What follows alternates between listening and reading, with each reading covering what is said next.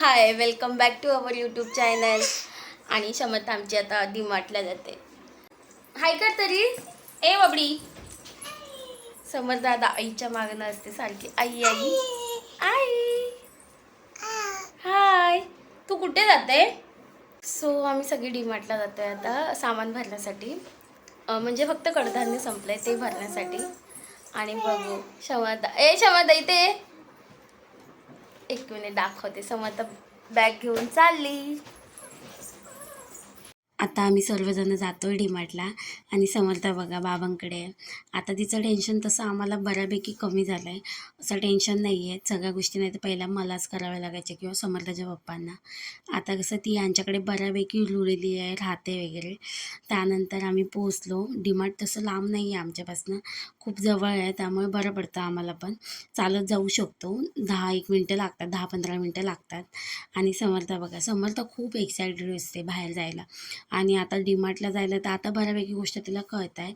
So आता साईडलाच इथे ना मार्केट लागतं, म्हणजे भाजी मार्केट.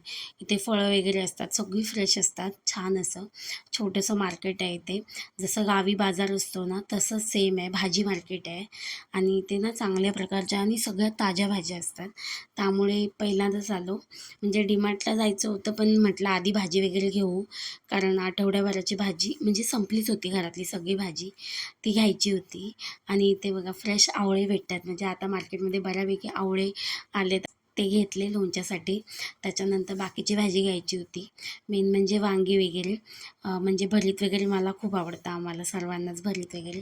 त्यामुळे ते घेतले. शिमला मिरची घेतली.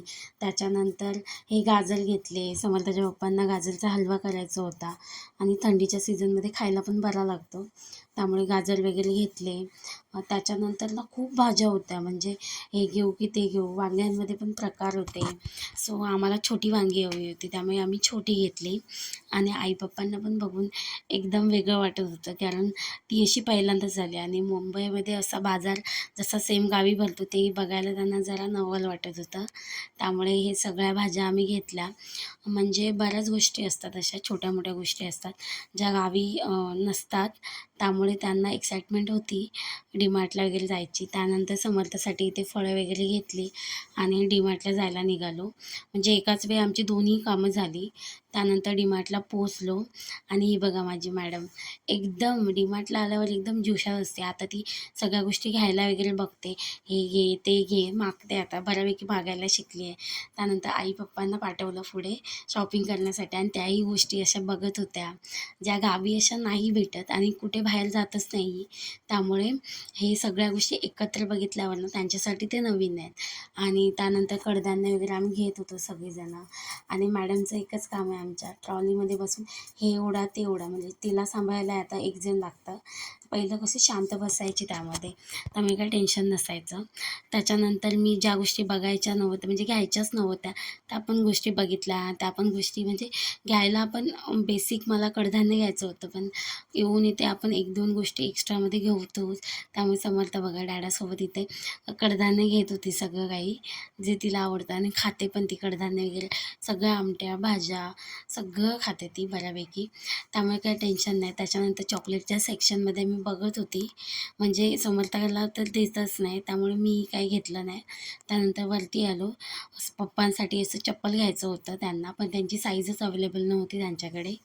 आणि इथे मग समर्थासाठी पण बघत होती. त्याच्यानंतर आईला पण दाखवत होती.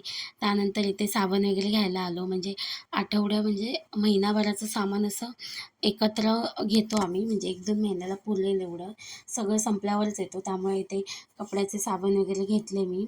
आणि नंतर घरी आलो सगळं सामान घेऊन. आणि एवढं सगळं सामान म्हणजे बेसिक गोष्टी घ्यायला गेलेलो, पण एवढा सगळा बाजार झाला. सगळ्या गोष्टी ॲड ऑन काही ना काही होतच ते. ज्या गोष्टी नाही घ्यायच्या असतात त्या पण आपण घेतोच गेल्यावर डीमार्टला एक्स्ट्राच्या. आणि काही ना काही आवडतंच आपल्याला. डीमार्टला गेल्यावर असं कधीच झालं नाही आहे की सेम ज्या गोष्टी लिहून घेऊन जातो ना तेच गोष्टी घेऊन आलो आहे, असं होतच नाही कधी.